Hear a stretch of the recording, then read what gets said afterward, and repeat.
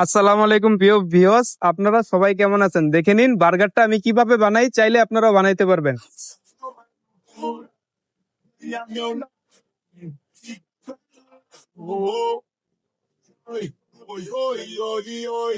Yarim ol yine kal kal kal kal kal yarim yanımda kala kaldım ona buna acı bana tuttur tuttur dur tuttur tuttur dur kal kal kal kal kal yarim yanımda kala kaldım ona buna acı bana yana yana kaldım gitmem senden inadına inadına bitmem ben o nasıl gülüş o nasıl bir bakış anladım kalbime alın yazılmış yana yana kaldım gitmem senden inadına inadına bitmem ben o nasıl gülüş o nasıl bir bakış anladım kalbime alın yazılmış yine tuttur tuttur dur beni diye tuttur tuttur dur yarim ol yine kal kal kal kal kal yarim yanımda kala kaldım ona buna acı bana tuttur tuttur dur beni diye এরকম burger খেতে চান?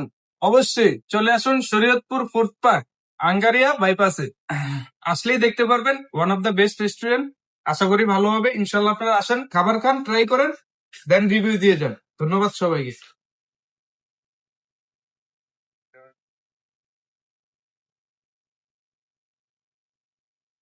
tuttur tuttur dur